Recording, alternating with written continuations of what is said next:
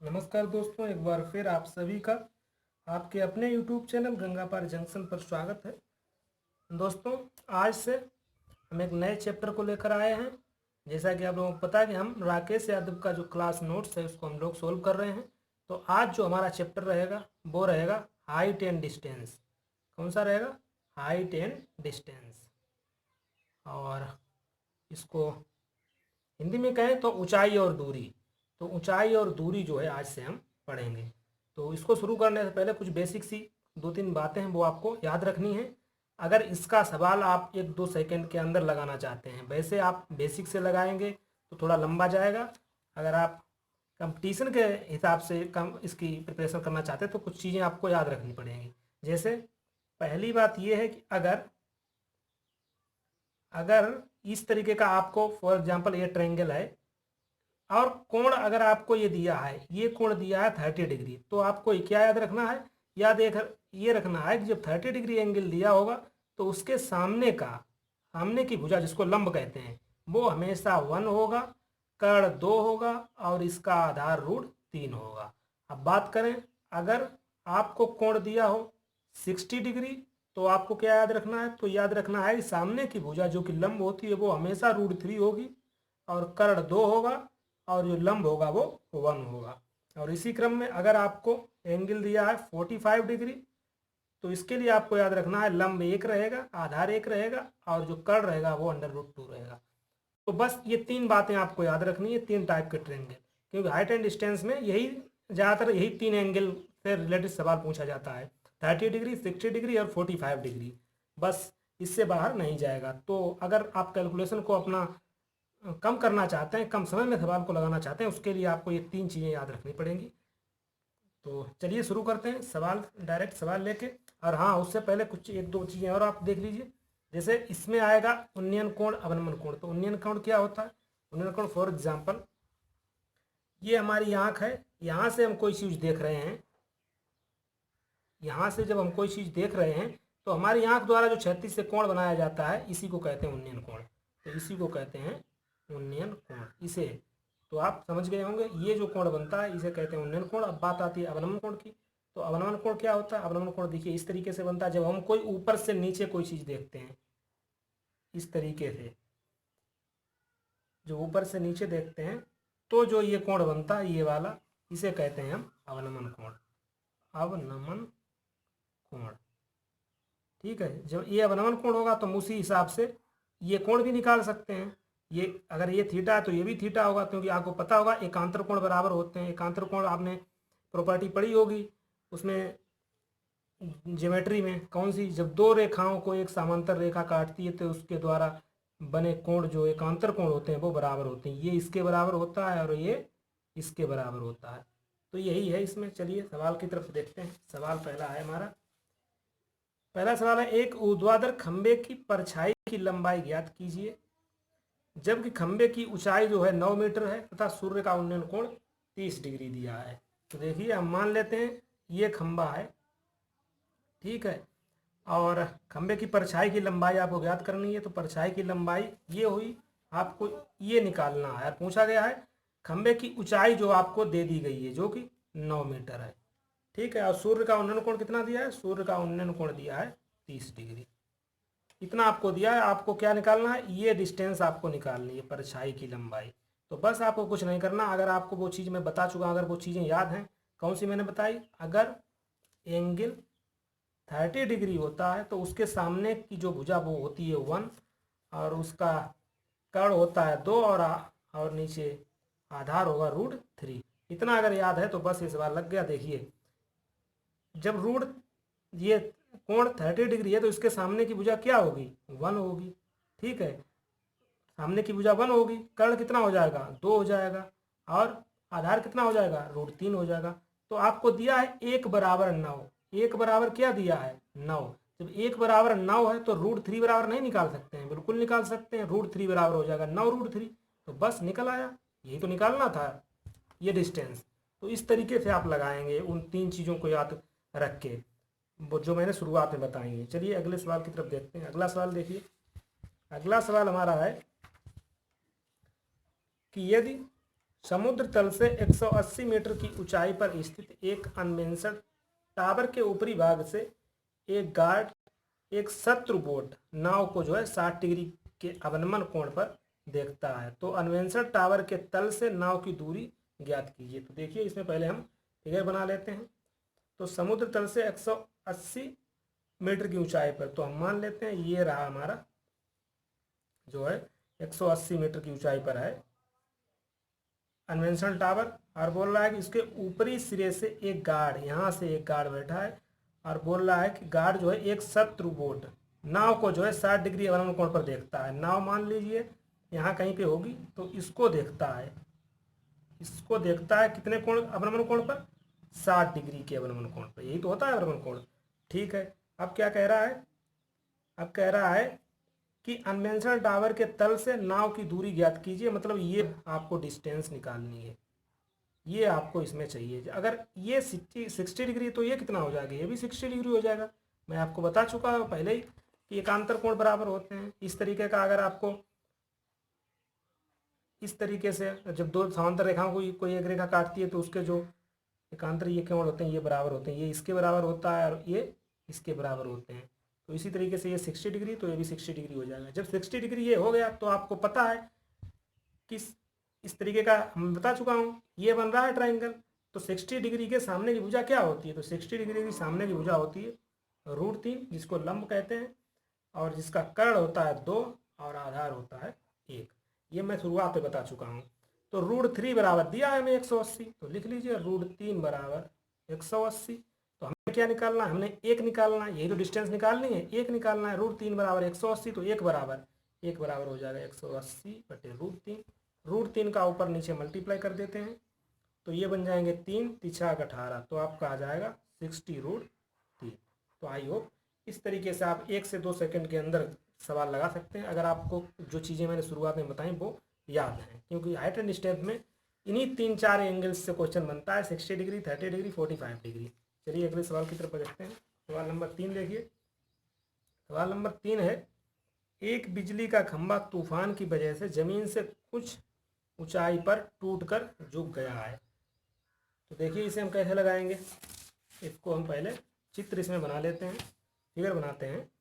तो for example ये है खंभा, इतना था, यहाँ से ये टूटकर गिर गया है, और बोल रहा है इसके अधोभाग से 8√3 मीटर की दूरी पर, ये बुद्धि रखिए 8√3 मीटर की दूरी पर जो है छूता है। ये जब गिरता है तो बोल रहा है जो यहाँ पे छूता आके, और बोला जमीन के साथ 30 डिग्री का कोण बनाता है। ये लीजिए 30 डिग्री का कोण बना रहा है। पूछा क्या गया, खंबे की ऊंचाई आपसे पूछी गई है। तो खंबे की ऊंचाई हम निकालेंगे, देखिए कैसे निकालेंगे। जब रूट आपको पता चल गया, ये ट्रायंगल दिया है, ये कोण कितना है 30 डिग्री का है। जब 30 डिग्री का ये कोण है तो आपको मैं एक कंडीशन बता चुका हूँ कि कोण 30 जब दिया जाता है तो उसके सामने की भुजा कितनी होती है, उसके सामने की भुजा 1 होती है, और उसका आधार कितना होता है, आधार √3 होता है, और कर्ण कितना होता है, कर्ण 2 होता है। ये मैं शुरुआत में बता चुका हूँ। तो बस सवाल लग गया। देखिए √3 बराबर आपको दिया है 8√3, √3 = दिया है 8√3। तो हम एक बराबर निकाल सकते हैं। तो एक बराबर क्या आ जाएगा 8, और हमको क्या निकालना है, हमें एक ही तो निकालना है, हमें ये निकालना है एक। तो ये कितना हो गया 8। ये हुआ कहाँ से कहाँ तक, ये डिस्टेंस हमें निकल आई 8। अब हम 2 बराबर निकालेंगे, 1 बराबर 8, तो 2 बराबर कितना हो जाएगा 16। तो ये जो डिस्टेंस है ये यहाँ से यहाँ तक, ये कितनी आ गई 16। अब ये जो 16 है तो ये कितनी होगी, तो ये भी 16 होगी, क्योंकि यही तो टूट के यहाँ पे गिरा है, तो ये भी 16 होगी। तो लीजिए यहाँ से यहाँ तक 16। तो हमें ये चाहिए टोटल ऊंचाई चाहिए, तो 16 8 कितनी हो गई 24। बस आपका आंसर आ गया। तो इस तरीके के सवाल को लगाना है। चलिए अगले सवाल की तरफ देखते हैं। अगला सवाल देखिए, क्वेश्चन नंबर 4। क्वेश्चन नंबर 4 है हमारा, 2 खंभों जो कि 24 मीटर और 36 मीटर ऊंचे हैं, 24 मीटर और 36 मीटर ऊंचे हैं। तो बना लीजिए 2 खंभे, एक है 24 मीटर का और एक है 36 मीटर का। ठीक है, शिखरों को एक रस्सी द्वारा बांधा गया है। इसके शिखर जो है एक रस्सी द्वारा बांधे गए हैं। तो बांध दीजिए इनके शिखरों को एक रस्सी द्वारा, और इसके जो है इस तरीके से इसको बना लीजिए। ठीक है।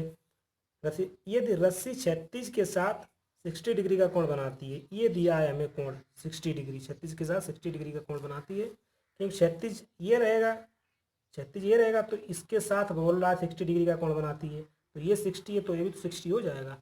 ठीक है। अब बोला रस्सी की लंबाई ज्ञात कीजिए, मतलब ये डिस्टेंस आपसे पूछी गई है, रस्सी की लंबाई। तो बस निकाल लीजिए, देखिए किस तरीके से निकालेंगे।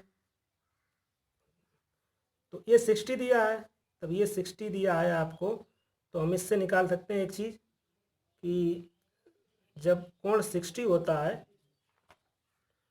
तो उसके सामने की भुजा होती है √3 और उसका आधार होता है 1 और कर्ण होता है 2।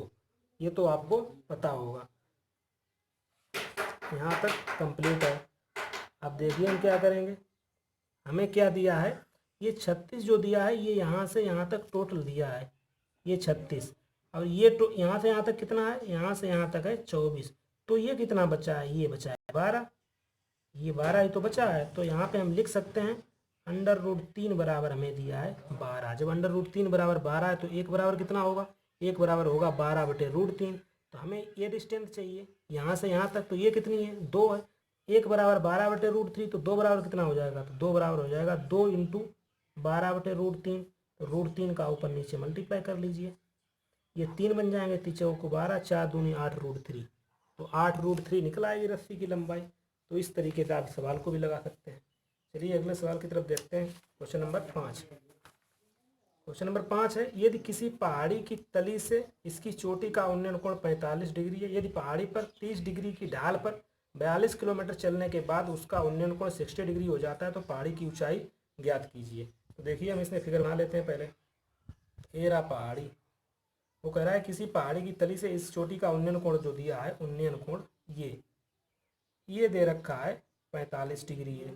अब कह रहा है पहाड़ी पर 30 डिग्री के ढाल पर है, तो 30 डिग्री के ढाल पर 42 किलोमीटर चलने पर, तो ये लीजिए, ये हमने मान लिया, ये जो ढाल है ये मान लिया हमने 30 डिग्री का ढाल है। कितने किलोमीटर चलने पर, 42 किलोमीटर चलने पर उसका उन्नयन कोण 60 डिग्री हो जाता है। अब बोल रहा है कि जो उन्नयन कोण है वो कितना हो जाता है, 60 डिग्री हो जाता है। ये लीजिए, ये बोल रहा है कि ये 60 डिग्री हो जाता है। यहाँ तक समझ रहे होंगे। ठीक है। अब क्या कह रहा है, पहाड़ी की ऊंचाई ज्ञात कीजिए, मतलब ये डिस्टेंस पूछी है टोटल। तो देखिए इसको हम आसानी से निकाल सकते हैं, ये इस तरीके से निकालेंगे। ये तो 90 हो जाएगा, ये 90 है, और ये टोटल कितना था 45। तो तीनों कोणों का योग त्रिभुज का कितना होता है, 180 डिग्री होता है। तो ये टोटल कितना हो जाएगा पूरा, तो पूरा ये होगा 45 डिग्री। ठीक है। अब ये भी 90 डिग्री है, ये 90 डिग्री है, 60 कितना होगा, 9 6 15 150 डिग्री। तो तीनों कोण, ये वाले त्रिभुज की बात कर रहे हैं, ये त्रिभुज में तो ये कोण कितना बनेगा, ये कोण बन जाएगा 30 डिग्री।